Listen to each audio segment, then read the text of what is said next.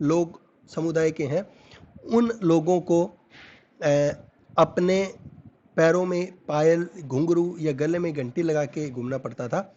और जब कोई स्वर्ण वर्ग का व्यक्ति जाता था, उसे वो चीज़ सुनाई देती थी, घुंघरू की या घंटी की आवाज़, तो वो अपना रास्ता बदल लेता था। बाई चांस अगर वो आमने सामने आ जाते थे तो जो अछूत जिन्हें माना जाता था या जो निम्न वर्ग का था, उसके लिए सज़ा निर्धारित थी कि उसके मतलब कानों में या आंखों में पारा डाल दिया जाता था या कुछ इस तरह की सज़ाएं थी। उस प्रकार की शोषणकारी व्यवस्था थी। उन चीज़ों को और उनके साथ किसी भी तरह का मतलब एक दूसरे दर्जे के नागरिक की तरह व्यवहार होता था। उन सब चीज़ों को समाप्त करने में भीमराव अंबेडकर जी ने महत्वपूर्ण भूमिका निभाई। इसलिए निम्न वर्ग का या दलित समुदाय का उन्हें मसीहा भी कहा जाता है। आज जो हम बात करेंगे वो होगा डॉक्टर भीमराव अंबेडकर जी के सामाजिक विचार। सामाजिक विचार में हम देखेंगे कि अंबेडकर जी ने समाज में जो भेदभावपूर्ण व्यवहार था, जो अन्यायपूर्ण व्यवहार था, जो समाज में अस्थायी बंटवारा था, जाति के आधार पर भेदभाव था, उन चीज़ों के खिलाफ किस प्रकार से आवाज़ उठाई और किस प्रकार से जो छुआछूत को ख़त्म करने में महत्वपूर्ण भूमिका निभाई, छुआछूत को लेकर के संविधान के अंदर मौलिक अधिकारों में जिसे शामिल किया, छुआछूत को एक अपराध माना, ये सब चीज़ों के बारे में। तो सामाजिक विचार में सबसे पहले जो बात आती है वो क्या है? वर्ण व्यवस्था का विरोध। जैसा स्क्रीन पे दिखाई दे रहा है आपको, फर्स्ट पॉइंट वर्ण व्यवस्था का विरोध। वर्ण व्यवस्था का विरोध इसके अंतर्गत क्या है कि भारतीय समाज प्राचीन समय में मनुस्मृति के आधार पर 4 वर्णों में बंटा हुआ था। आप सबको पता है, क्लास में बताया हुआ है कि क्षत्रिय, वैश्य, शूद्र और ब्राह्मण। ब्राह्मण, क्षत्रिय, वैश्य और शूद्र 4 वर्गों में बंटा हुआ था। और ये जो वर्ण है ये व्यक्ति की योग्यता के आधार पर निर्धारित थे। ब्राह्मण की अगर बात करें तो ब्राह्मण समुदाय में वो वर्ग थे जो समाज को शिक्षा देने का काम करते थे, जो पढ़े लिखे थे, जिनको वेदों का ज्ञान था। क्षत्रिय के अंदर वो लोग आते थे जो समाज की सुरक्षा करते थे, सेना में होते थे, राजा के सैनिक होते थे, राजा की सेना के प्रमुख होते थे, जो समाज की, राष्ट्र की सुरक्षा का महत्वपूर्ण भार अपने कंधों पर लेते थे। वैश्य में वो लोग आते थे जो समाज की आर्थिक गतिविधियों को नियंत्रित करते थे, व्यापार को, लेन देन को, उन चीज़ों को नियंत्रित करते थे। और शूद्र में बाकी जो अन्य काम, जैसे खेती बाड़ी का काम है या अन्य जो गतिविधियां हैं, मिस्त्री का काम है, चिनाई का काम है, वो सारे काम शूद्र लोगों वाले करते थे। तो योग्यता के आधार पर वर्ण था, लेकिन धीरे धीरे ये वर्ण व्यवस्था योग्यता की बजाय जाति आधारित हो गई। और जाति आधारित होने के बाद जो ब्राह्मण का बेटा है वो ब्राह्मण माना जाने लगा, चाहे उसको पढ़ना लिखना आता हो या ना आता हो। क्षत्रिय का बेटा क्षत्रिय माना जाने लगा, चाहे वो सेना में जाने लायक हो या ना हो। और इस वजह से समाज में जातीय भेदभाव बढ़ा और शूद्र को सबसे निम्न कैटेगरी में रखा गया और उनके प्रति समाज का दृष्टिकोण और व्यवहार ऐसा हो गया कि उनको अछूत मानने लगे, उनका शोषण होने लगा। तो इसलिए अंबेडकर जी ने इस वर्ण व्यवस्था का विरोध किया और कहा कि वर्ण व्यवस्था में शूद्र जो वर्ण है उसमें दलितों को शामिल कर दिया गया, उनके साथ मानव के जैसा व्यवहार नहीं होता था, मतलब गलत तरीके से व्यवहार होने लगा, उनका शोषण होने लगा, छुआछूत की व्यवस्था आ गई और उन्हें समाज की मुख्य धारा से काट दिया गया, अलग कर दिया गया और उनका बहुत अधिक शोषण होने लगा। इसलिए उन्होंने वर्ण व्यवस्था को ख़त्म करके और हिंदू समाज में एक प्रकार से समानता के ऊपर जोर देने का प्रयास किया, समानता के से संबंधित व्यवस्था को स्थापित करने का प्रयास किया। तो इसलिए कहते हैं कि उन्होंने वर्ण व्यवस्था का विरोध किया, क्योंकि वर्ण व्यवस्था में समाज में अमानवीयता को जन्म दिया, वर्ण व्यवस्था ने समाज में शोषण को जन्म दिया, वर्ण व्यवस्था में समाज में जातिवाद को जन्म दिया, वर्ण व्यवस्था ने समाज में छूत अछूत, पवित्र अपवित्र को जन्म दिया। इस आधार पर उन्होंने वर्ण व्यवस्था का विरोध किया। दूसरा, जाति प्रथा का विरोध। जाति प्रथा, जैसे कि शुरू में वर्ण था, वर्ण के आधार पर वर्ण योग्यता के आधार पर थे, लेकिन बाद में वो धीरे धीरे जाति व्यवस्था में बदल गया और जाति प्रथा में बदल गई और जातियों के हिसाब से लोगों के पहनावा, कपड़े आदि चीज़ें निर्धारित हो गई और समाज में एक बहुत बड़ा भेद क्रिएट कर दिया, खाई बना दी ऊंच और नीच की। जाति प्रथा ने निम्न वर्ग के लोगों को, जो उनके अंदर गुण थे, जो उनके अंदर योग्यता थी, उन चीज़ों की इग्नोर कर दिया, उन चीज़ों को एक तरफ कर दिया और उन्हें एक प्रकार से हतोत्साहित कर दिया और रूढ़िवादिता को, अन्याय को, इन चीज़ों को बढ़ावा दिया। जाति प्रथा ने अंतरजातीय विवाह जो है उन संबंधों का बहिष्कार कर दिया, अंतरजातीय विवाह जो है उन संबंधों को इग्नोर कर दिया और समाज के अंदर एक खाई बना दी। तो इसलिए अंबेडकर जी ने कहा कि जब जाति वर्ण व्यवस्था से वो व्यवस्था जातीय व्यवस्था में बदली तो समाज में बहुत अधिक पतन हो गया। भारतीय समाज से नैतिक मूल्य गिर गए, समाज के एक वर्ग को समाज से अलग कर दिया गया और जाति प्रथा ने समाज को बहुत बड़ी खाई बना दी समाज में, जिसमें ऊंच और नीच का भेदभाव हो गया और दलित और सवर्ण वर्ग बनकर आ गए और जो दलित वर्ग है उनका शोषण बहुत अधिक होने लगा। तो इसलिए जाति प्रथा की वजह से ये जो समाज में असमानता आई, जो खाई आई, उसके आधार पर जाति प्रथा का विरोध करके जाति प्रथा को समाप्त करना चाहते थे और सभी लोगों के साथ स्वतंत्रता, समानता, न्याय और बंधुत्व के आधार पर समाज का निर्माण हो, इस बात का उन्होंने प्रयास किया। नेक्स्ट जो है वो छुआछूत का विरोध या अब अनटचेबिलिटी, अपोजिशन ऑफ अनटचेबिलिटी। हमारे संविधान के अनुच्छेद 17 में भी आर्टिकल 17 क्या कहता है? छुआछूत का विरोध, यानी कि कोई भी व्यक्ति जो किसी दूसरे के साथ इस प्रकार का व्यवहार करता है कि उसको अछूत माने, छुआछूत का विरोध करे, तो उस प्रकार व्यवहार करने वाले व्यक्ति के खिलाफ कानूनी कार्रवाई करके उसको सजा दी जा सकती है। तो इस प्रकार से जो छुआछूत है उसका विरोध अंबेडकर जी शुरू से ही करते रहे हैं, क्योंकि उन्होंने खुद इस प्रकार के व्यवहार को सहा है। जब अंबेडकर जी बड़ौदा नरेश के यहाँ नौकरी करते थे, उस समय भी उन्होंने उस प्रकार के व्यवहार को सहा, अपमानजनक व्यवहार को सहा। उनके साथ बराबर का भेदभाव, बराबर का व्यवहार नहीं होता था। जब अंबेडकर जी स्कूल में पढ़ने गए तब भी एक कंडीशन, एक शर्त के आधार पर उन्हें बाकी बच्चों से अलग बैठाया जाता था, पीने का पानी अलग होता था और उन्होंने ना सिर्फ बचपन से बल्कि हर समय इस व्यवहार को, स्थिति को झेला था। तो उन्हें पता था कि ये जो छुआछूत का व्यवहार है ये किस स्तर तक समाज में एक खाई उत्पन्न कर सकता है, लोगों के आपसी भाईचारे को खत्म कर सकता है। तो इसलिए उन्होंने इस छुआछूत संबंधी व्यवहार का या इस प्रथा का विरोध किया और हिंदू धर्म में इस प्रकार की प्रथा का विरोध करते हुए भारतीय समाज को सुधारने संबंधी प्रयास किया और इस प्रकार की प्रथा ना चले, इसके लिए उन्होंने भारतीय संविधान के अंदर मौलिक अधिकारों में भी अनुच्छेद 17 में इस अनुच्छेद को शामिल करने में महत्वपूर्ण भूमिका निभाई और छुआछूत को समाप्त करने का एक महत्वपूर्ण योगदान दिया और उसको एक कानूनी अधिकार, मतलब कानूनी हथियार दिया लोगों को कि उनके खिलाफ अगर छुआछूत का व्यवहार होता है तो वो कानून का सहारा ले सकते हैं अपने अधिकार की सुरक्षा के लिए।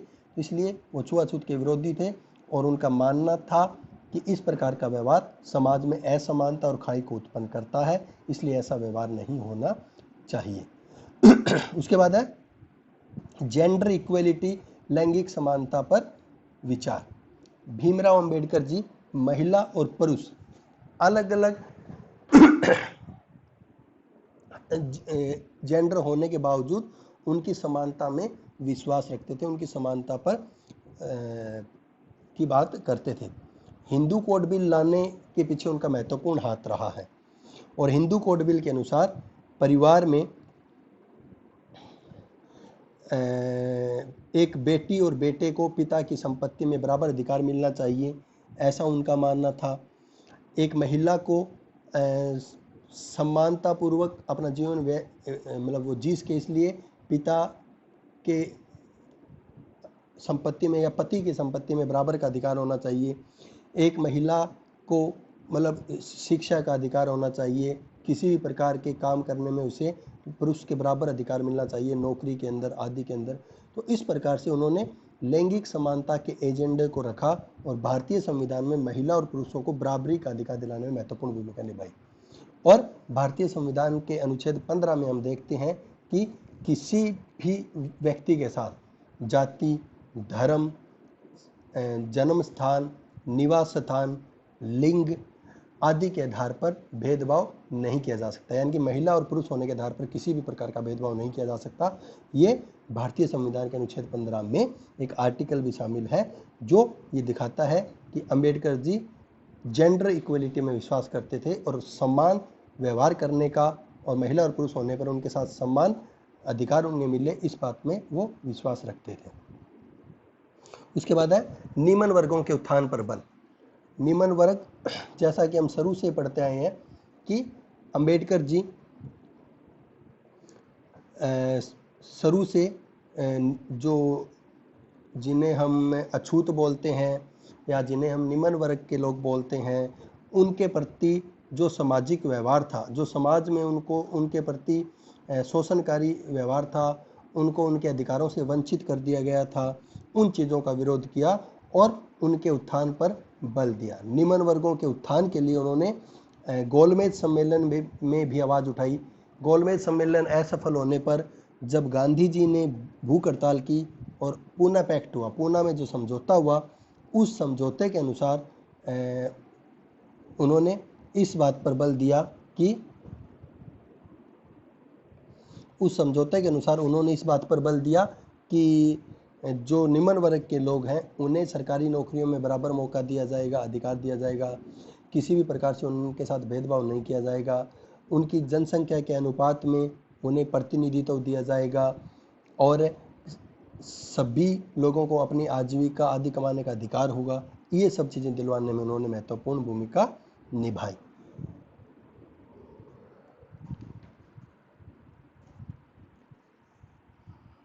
उसके बाद आता है कि इसमें एक पेज लेफ्ट कर गए, हम एक पेज छोड़ गए, PDF फाइल में नहीं है। 6 नंबर पे आता है हिंदू कोड बिल का समर्थन। हिंदू कोड बिल का समर्थन। भीमराव अंबेडकर जी की भारतीय संविधान में हिंदू समाज के लिए हिंदू कोड बिल लाने में महत्वपूर्ण भूमिका निभाई। हिंदू कोड बिल के आधार पर वो जातीय भेदभाव और छुआछूत को समाप्त करने का प्रयास किया उन्होंने और महिलाओं को बराबर अधिकार देने का प्रयास किया। हिंदू कोड बिल के अनुसार उन्होंने जो पास बातें हुई उसमें क्या कहा कि महिलाओं को संपत्ति में पूर्ण अधिकार दिया चाहिए। एक सेकंड, एक कॉल है, एक सेकंड होल्ड करते हैं। हेलो, हाँ जी सर। हाँ जी साहब बोलिए। हाँ, फ़ोन आया था, बात होगी मेरी हॉस्पिटल में, तो उन्होंने, मैं घर पे ही हूँ सर अभी तो।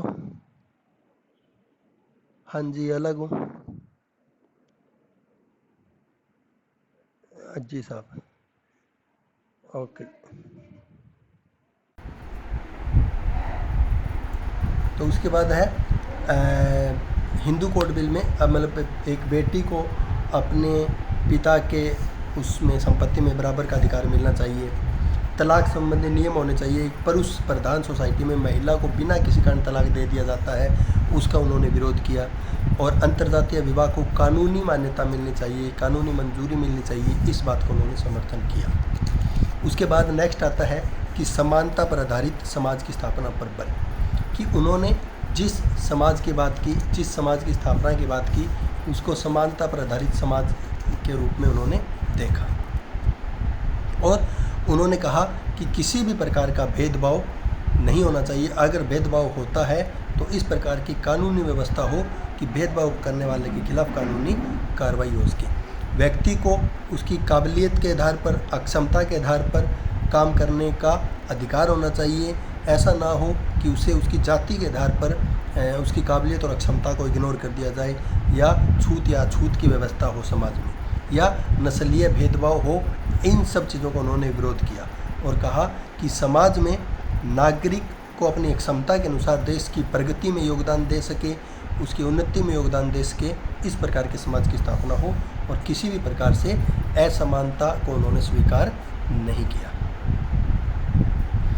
उसके बाद है कि अछूतों के लिए या दलित समाज के लिए अलग प्रतिनिधित्व की मांग। अंबेडकर जी जब गोलमेज सम्मेलन में गए और जब उनके साथ बचपन से ही उन्होंने मतलब एक असमानता का या छुआछूत का व्यवहार जो सहा, उससे तंग आकर के गोलमेज सम्मेलन में उन्होंने अंग्रेजी शासन से अलग प्रतिनिधित्व की मांग की थी, दलित समाज के लिए, अछूत समाज के लिए।